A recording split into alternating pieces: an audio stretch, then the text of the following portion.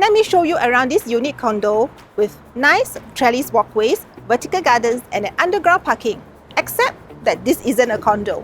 It's actually a cluster of HDB flats. Where is this? Stay tuned to find out in this third episode of my series on in-depth analysis on Punggol.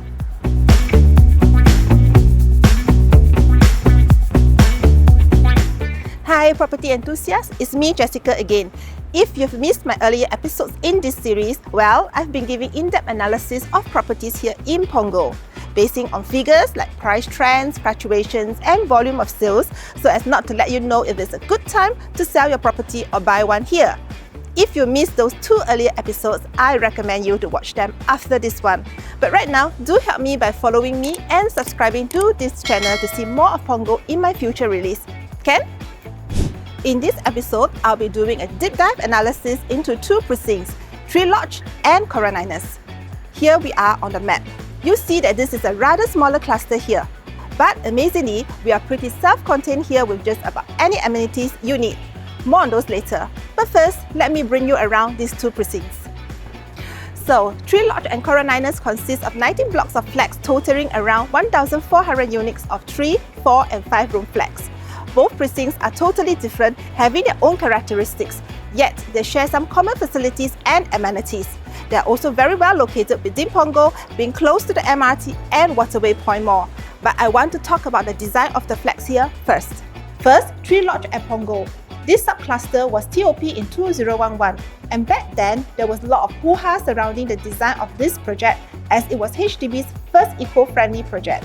There was a lot of emphasis on greening here, with the first ever recyclable chute found in the flats, personal planter balconies, a green spine in the form of a deck filled with plants and trellises, an underground podium car park, and many more initiatives that were aimed to eco-friendliness.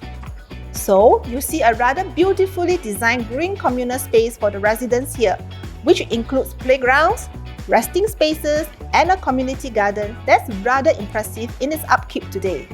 Also, under and on the blocks, we see residents planting their greens here, as well as these well-manicured vines on the lower decks. Adding to the impressiveness of this project is the jogging track around the 7 blocks here, that is designed to be lower than the lowest units of flats. Overall, I really like the design of Treelodge. Don't you think, save from a fence line and a guardhouse, this precinct really looks and feels like a private condo?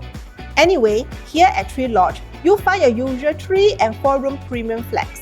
But what's extremely unique are the 14 units of double volume 5 room loft flats that are of a huge 147 square meter in size. These aren't classified as EMs, but they certainly are built and feel like one with the master bedroom on the upper floor and having a double volume living room. There's also a very unique open terrace outside the living room. And what's best, being only 12 to 13 years old, these have to be one of the newest maisonets in the market. Moving to the adjacent Coralinus precinct, you'll find that things are a lot more vanilla here. Consisting only 4 room flats spread over 12 blocks here, these flats are all 93 to 94 square meter in size and have the usual 4 room floor plan layout. Now let's take a look into the transaction price in this cluster, which I will be covering the period from August 2022 to August 2024. So during this period, I could only find caveats for 3 and 4 room flats. For 3 room flats, we are seeing a narrow range of transactions from 470,000 to 500,000 for the past 2 years. Since these 3 room flats are from Treelodge, I think they represent rather good value. For 4 room flats, prices have been steadily increasing from a mean of around 600,000 in August 2022 to around 700,000 in May this year, before correcting slightly at 680,000 today. For 5 rooms though, the only and most recent transaction was back in 2021, with 1 unit changing hands at 970,000. That was the only caveat I could dig out. Currently, there's another 5 room unit at Block 305A in the market asking for 1.55 million. But I honestly don't think this is a serious seller. But I could be wrong, because nowadays there are many irrational buyers with deep pockets who purchase properties with their emotions rather than their heads. Speaking of which, the 4 room flats here are above the mean price in Punggol. In fact, for 700,000 for a 4 room unit here, you can get an EA elsewhere at 110 series for around this price. If you wish to take a look at how big these EAs are, take a look at my previous episode on HQ plates. So, are they worth the investment? Let me share my thoughts later. Looking at facilities and the amenities, this is when this cluster shines. You have access to almost everything you need. First, the shared facilities.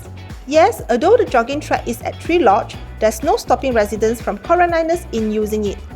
Also, the double volume pavilion at Treelodge looks like it's lifted from a nice condo project. There's a basketball court here at Coralinus this time that feels like residents genuinely will use this place in the evenings. Nearby, just a street north, is Punggol Waterway Park, where you're connected to a 4.2 km PCN that's really one of the best designed parks in Singapore, in my opinion. And once the Punggol Regional Sports Centre is completed next year, this is another playground for you and your family. Next to it is One Punggol, and here you'll find a very nice and huge library, perfect for your things to study there with free aircon. An okay food court that unfortunately has a large turnover of store tenants, a McDonald's and several government facilities. Further north is the Punggol Digital District or PTD. Now, this is the venue that will be enhancing the price of your residence once it's fully operational next year. In fact, SIT is already up and running at the time of recording this episode. Next, Childcare. If you think the childcare at Treelodge here isn't enough, worry not, because there are another 2 mega childcare centres that have their own building and compounds, both just across the road. It's a good start for your young ones to have the feel of a school, so that he will have an easier transition to primary school. And speaking of school, Punggol View Primary is here in this cluster too. Moving on, there's a very well-stocked Sheng Siong supermarket here. That's next to a very good coffee shop in my view. The Wanton Mee and Thai food store here serve really nice food. In fact, I heard that the Zisa store here also have long queues every night. Next to this coffee shop are a few other shops selling daily necessities and services. And lastly, for those who drives or rides, there's a Shell petrol kiosk at this cluster too, complete with a few very fast DC chargers for EVs. Best thing, free parking. In terms of connectivity, this cluster scores high because Punggol MRT is less than 5 minutes of walk away. There's no need to even take the LRT. The bus interchange is also just across the road. The only complaint that residents here may have is the lack of a sheltered walkway to these stations. For drivers, TPE is 3 to 4 junctions away. Although it doesn't sound like a lot, because every cross junction in Punggol can be a 2-minute wait if the traffic light isn't in your favour. You might need up to 10 minutes to get out of Punggol altogether. This is a problem with the design of this town, not this cluster of flats. Now, let's conclude with what's unique about this cluster. I think the most differentiating factor has to be the 5-room loft units. There are 14 of them here at Treelodge, 2 in each block. And in the entire Punggol, there are only 37.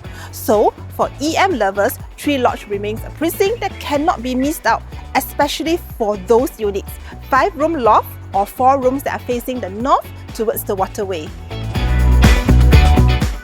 So, should you buy a unit here if you are looking at moving into Punggol? And if you stay here, should you sell? Let's start with those who have intentions of selling first.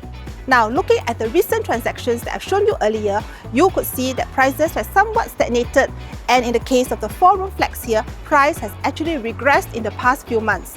Indeed, after the general elections, which is bound to happen this year, I reckon prices may actually correct. So, if you're thinking of selling to cash out, I would advise that you do so soon. As for buyers, well, looking at the caveats, Treelodge and Coralinus prices are somewhat higher than the average here in Punggol. 3-room flats prices are still okay, but 4-room ones seem to be overly high.